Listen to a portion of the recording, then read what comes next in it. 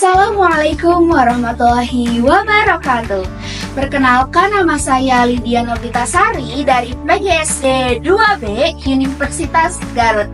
Di sini saya akan mempresentasikan mengenai hasil analisis tentang kebahasaan dan kesastraan pada buku anak sekolah dasar kelas 2 pada bab 1 yang berjudul Keluargaku Unik. Tentunya, hasil analisis berdasarkan teori linguistik dan kesastraan yang terdapat pada kurikulum dan berdasarkan perkembangan yang sesuai dengan anak usia sekolah dasar. Tujuan dari presentasi ini adalah untuk mengkaji berbagai aspek sastra dan kebahasaan dalam buku siswa, mulai dari fonologi, morfologi, pragmatik, psikolinguistik, sosiolinguistik, semantik, dan aspek sastra seperti prosa dan puisi. Tentunya, hasil analisis ini juga sangat penting untuk kita calon guru agar kita dapat memahami makna dan fungsi dalam buku siswa secara menyeluruh. Pada halaman ini, fokus utamanya adalah memahami kata-kata emosi. Dari sisi semantik, kata seperti sedih, senang, termasuk ke dalam makna afektif. Dan dari sisi morfologi, kata-kata tersebut termasuk ke dalam bagian morfem bebas.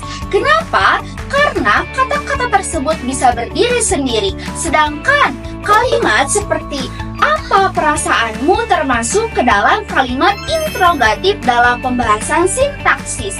Dalam sisi kajian pragmatik, anak diminta untuk memahami gambar sesuai konteks. Sedangkan dalam sisi psikolinguistik, hal tersebut membantu anak untuk mengaitkan bahasa dengan perasaan mereka. Halaman ini bercerita tentang perasaan ketika mendengar suara petasan. Fonologi terlihat dari kata juar yang termasuk ke dalam fonetik. Sedangkan dari sisi morfologi, kata mengejutkan dan mendengar termasuk ke dalam berimbuhan. Dari sisi lain, kalimat ini termasuk ke dalam kalimat majemuk karena ada klausa utama dan anak kalimat. Ceritanya juga logis, termasuk ke dalam bagian tata wacana serta semantiknya juga jelas karena berasal dari makna afektif perasaan. Pada halaman ini memperkenalkan anak pada puisi. Menurut Goldschrab, kita harus memperhatikan 4 aspek utama. Yang pertama, pelafalan, yang kedua, intonasi, yang ketiga, jeda, dan yang keempat, penghayatan. Tujuannya agar emosi dalam puisi dapat tersampaikan kepada pendengar.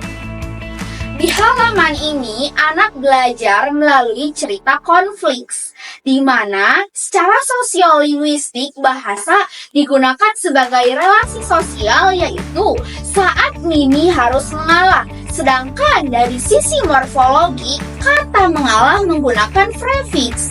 Cerita ini termasuk ke dalam prosa karena narasinya bebas yang dimulai dari pengalaman sehari-hari. Mimi kesal sekali. Pada kalimat yang sederhana tapi mengandung banyak makna ini, ada sintaksisnya, yaitu subjek dan predikat.